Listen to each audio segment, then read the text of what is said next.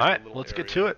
For Il'gynoth, you're going to want 2 tanks, 3 healers, and then 3 to 4 melee with the rest range DPS. Now you really only want 2 to 4 melee, really don't go to 5 if you're doing the no dispel strat.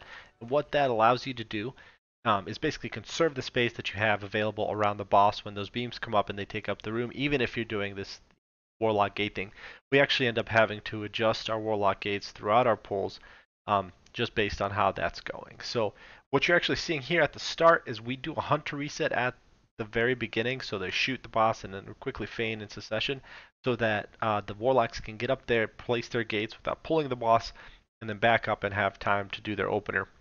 Because the respawn, I think it's 25 or 30 seconds. So you have plenty of time to kind of get in space. So do a ready check, reset the boss, and then you put your pull timer in sync with the respawn timer, and then you're ready to rock. So the 4 biggest things here for the main concepts. The first thing that you want to do is you want to pre-assign positioning. Okay, before we get into this, it's a long fight, so I want to just kind of focus. If you guys hear any honking, it's just because our neighbors are having one of those like drive-by parties. Anyway, so quarantine's a hell of a thing. So for positioning, okay, here we are. We ended up actually swapping Callow over here to where Drac is, and then Squawk and Drac ended up switching so that we had 2 hunters around the first organ once the blood started spawning, and them and Grak, and then eventually Forrest on the kill ended up handling those bloods. Me and Q were on the bloods from the second organ, and then Mud and JD were kind of on the ones from the third, but that's pretty late in the fight, and we're basically just blasting boss. What that kind of allows you to do with giving 2 people per organ kind of the responsibility for dealing with those, lets everybody else just blast the boss. And you do have to beat a 10-minute enrage here, so you do want to kind of balance that all together. But the main things that you have to account for when you do this boss, okay? You want to minimize the impact of beam. You want to be killing the bloods and the intermission ad quickly. And then you want to minimize the space taken up by cursed bloods by overlapping out of sync explosions as much as you can. And then you just want to optimize your surviving. You have to be defensive. You have to play in a way that allows you to take the least damage possible. Everybody's got to be aware of that, because the wipes, when they happen with the no dispel strats, are almost instant. You can sometimes survive one if it's on like a good time in the fight, but other than that, you don't really want multiple deaths, and you certainly don't want dispels. So let's talk about that real quick, because legendary memes have come out of a Warlock's imp dispelling him twice on the prog. Dagpep, live immortal. Make sure that things like bubble, things like ice block, you can use them to pre-immune or immune the mind control if you get it, the first one, because you have to still deal with the no dispel strat. You have to still deal with the first mind control. So you can take them off your bars, but you can still kind of want to have access to them in case you get the first mind control. It just makes it a little bit easier. And again, if you have a cursed blood debuff, you are not an eligible target for the mind control, so it removes that mechanic, which is a huge positive in the strat when you, especially later in the fight when you have more targets to deal with, especially with the ads. So we are running 2 blood DK tanks. I would recommend 1. You don't necessarily need 2. Blood DKs do help with grips. We didn't use it a lot, but in the last phase it does help with any ads that may stay around a little bit longer. So we're going to keep moving. As you can see, all the ranged are spread out around the outside. This is just the initial burn. Not a whole lot going on. The Cursed Bloods debuffs start going out. The beams start going out. Whenever you hear a telephone ring, it's like my favorite bigwigs alert. The telephone, just like right there, lets me know that beams are coming out. And as soon as I hear that telephone, I want to pre-position myself to bait the initial swirly from it. Here you see the first MC going out on the 2 hunters on the right side.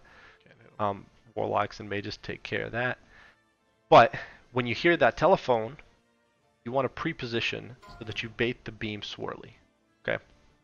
And that's very important, because once that swirly appears, you're set. So if you're melee and you're taking, I'm actually going to get one here, I think. So let's watch here. So I'm going to get a swirly's going to appear underneath me. I'm going to just move to the left because it's going to follow in that direction.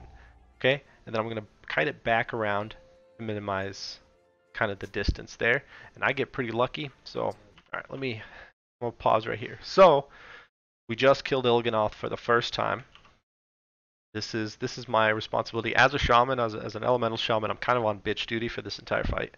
So in this phase, I'm solo interrupting this organ, make sure that no blood spawn. That's what this big um, focus interrupt, focus cast bar in the middle of my screen is, just to make sure. Now what you'll see when we're transitioning here, okay, these are all the people that were over here for the initial phase. Okay, so they're all moving to attack the first organ, and you can kind of see how we all manage our explosions, and I give them a little bit of room as they kind of move in that direction. So First time I've ever I'm working on the interrupt here. Gotcha. See me work with Akka there to dodge that. So my point of view on this fight is like the worst one. You don't really get to see a whole lot. So right here you see the focus cast going off. I hit it with the wind shear. It's pretty tight on Ellie Shaman. I kind of start looking over here to the left, being like, oh, maybe I could cheat over there. I think I could be. Honestly, it's not worth it for me doing this. I don't care about the damage enough over there. They never had an issue killing this in time or anything like that. So I'm just gonna stay here, focus on the interrupt, do kind of meaningless damage, save some cooldowns for when Il'gynoth pops back up. It's not optimal DPS play, but it's what's important in this fight. So we just kill that. The organ goes away. My Cursed Blood just detonated, so I'm going to move out of the way, give them a nice clear path for them to move back into their original positions as they're running away from that first organ. Okay? Now, there's going to be some bloods, but what I do here, okay, just to explain this, because this is not really a random movement. So I was back there. There's a Eye of N'Zoth that's going to be coming out soon, which is the beam. Okay, so first off, these puddles hit like a fucking truck. You don't really want to ever stand in those. So when I moved out here and I came out here, the reason I'm doing that is because since the swirly is baited under somebody's feet, what I can do is if I get this swirly, I'll be right here. I can just Ghost Wolf and real quick, as soon as that swirly appears, get back here, and then that swirly is just going to take this path and it's gonna double up over this middle patch, and then after I set it that way, the way it works is it kind of like staggers the way that it zambonis across the floor. But once I get back here and I bait enough of a movement, then I can just move back over to the front, right? And then it'll just come back through, and it basically won't cover up any additional space. So you want to figure out areas in your assigned base that you can kind of cover up. So the reason I'm doing this particular patch is because I want this area for Q to be able to run his shit, but I also want there to be like a little bit of a pathway, because what I end up doing on the second organ is I get like right up against the wall to allow people that are coming from this organ stand around where I am now so that they can DPS the organ. It's all these little movements you just kind of figure out over the course of the fight, but if you have these core concepts of what you need to do,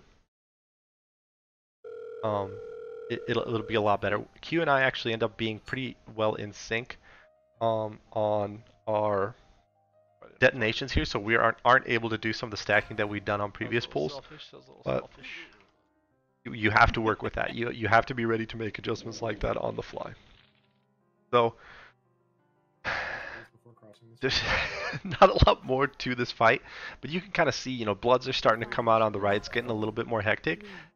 Knights is the healer here, the Golden Paladin in the top right. He had to kind of sneak back into his spot. Chibi's right in front of me along with Cutting, another healer. They're well out of sync, so they're able to kind of overlap a little closer. Chibi's going to get a debuff right there, and he took a gate all the way across. You see that beam kind of following him through. So Q also just baited a beam back behind, but we have enough room so that we could maneuver initial beams against the wall if we needed to. Toxic. So again, Chibi just came back. Let me highlight him. So what happened to Chibi is, okay, you see these puddles? These were from his beam. Just a second ago, you saw the swirly. He walked over here, and then he took the gate over, and then he walked or ran all the way over here, and now he's DPSing from here, keeping an eye on Cutting his explosions, trying to get back into his original spot. There's a blood over here. I'm gonna keep it rolling here pretty good, just so that the video is kind of manageable on time, and then I'll try to talk about things as they are live. As we're about to kill him here for the second time, this is when you'll see me go to kind of my spot against the wall. There is the soft edge on this debuff is not great. I ran through the puddle, not optimal, but I actually think I even took a tick there. Good old Ghost Wolf. So right here, I'm sorry about this point of view, but this is, you can hit the organ through this wall. So I'm basically keeping at least half of my circle in the wall to the left here, by standing here, so that the melee and the tanks, they can have this ad up on it. I try to get a flame shock on the ad, but honestly, I'm just looking at this, making sure we get all the interrupts covered, just doing shaman things. But I've left all the space behind my original pool so that I can fill that up, or Q can fill it up with additional beams as well, which I think he will in a little bit. So now we're killing the second organ, and now I'm basically transitioning to being full-time on ads. Put a little bit of damage into Il'gynoth here at the start. I'm gonna get up against the previous patch of horseshit here from the beam, and then I'm just gonna continue DPS. So these are kind of the things that you want your ranged players to be doing. Not to toot my own horn or anything, but you want to be ready to minimize space. You don't want to catch yourself out of position and being like, oh crap, well, where did I want to be with this swirly? The swirly and the beam is all about baiting it in the right spot. And then, as far as what you want to be doing for the bloods, you want to knock them back, slow them right out of the bat, and then you want to put damage into them. So I'm basically from now until the kill, I'm just hitting bloods. Like that one was gonna get close. I still have thunderstorm if it got too close. You don't want to take a melee from the ads; they leave a pretty nasty dot. I am running Breath of the Dying, just to get a little bit of an execute on these. Sometimes it crits for like 300k, which is pretty sweet.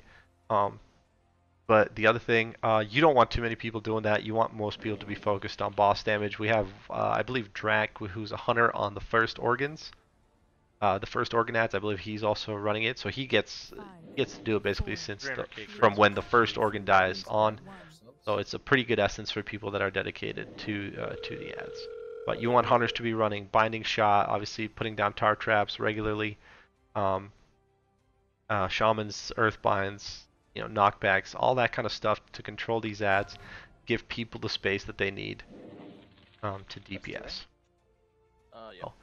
In the last phase, the fight is probably 7 minutes of just tank and spec. Like you just get the blast here. So especially if you're not doing ads, all you have to do is manage your space and bait that beam correctly. Use the gates as you need to, all that shit. It's not very difficult, as long as everybody understands how the beams work. So right here, Q and I kind of splash each other a bit, and he dipped to like 30% there. So I should have given him more room, to be honest. That was a little bit tight. A little bit of a knockback on the ad because we are now moving to the third organ. So you saw Akka, everybody else is now up here in the top right. They're DPSing that organ and that ad, and then Q and I are kind of behind, just dealing with the bloods. Charge Knights. Now, if you're starting to find that you're falling behind on bloods, you might want to give a little bit more of an emphasis to help people out. You see some people, stacking a little bit with the debuffs kind of further off there. There was a good example of it on the second organ. I believe Knights and Cordius stacked right on top of each other. But again, people can't. They have to understand how the Cursed Blood circles work. They can't just be afraid of them and trying to avoid every single one. You have to understand that when it's expanding, that's when the danger is coming, and when it's contracting, it's basically nothing. There's no damage that goes off. Here's an ad charge. I would highly recommend that you have a audio clue to the fact that a charge is targeted on you, because it doesn't happen very often, and comboed with an explosion, anything, it can slap you real good. So right here, I popped Earth Elemental right as we did Hero, which is a huge mistake as far as DPS goes, because I actually want him up. And I do think Fire Elemental actually overlaps him, but I didn't want to waste the defensive. So I just left him up for the full duration, and it like guts my DPS. But whatever, you see that I don't have a whole lot of room left here. I have a bunch of room to my left, where I could fill up with a beam if I got it, which is what my plan was if I got a swirly underneath me. But I also didn't want to crowd Akka on her space there, so I kind of stayed here. And Q and I, towards the end of this fight, which the boss is now at 40%, Q and I end up getting like real tight. on top of each other and almost double splash each other. But we ended up working it well enough. The soft edge of the Cursed Blood debuff is like on the inside of the graphic. So like you'll see here, it's real close to hitting me right there. But we actually didn't double splash. It was just a single for each one of us. So I don't know. I'd probably call that lucky, to be honest. We were all kind of just focused on the ads, doing your task here, and then now you look at and Il'gynoth is suddenly under 20%, you know. So and then you just kind of finish it off. Mages, we have 3 mages and 4 hunters, huge boss damage there, along with our melee slapping it here pretty good. So doable. We don't even get within like 20 seconds of the enrage, but that's Il'gynoth. Honestly, just execute and survive, and you'll be able to kill this boss. So thanks for watching, and I'll see you next time.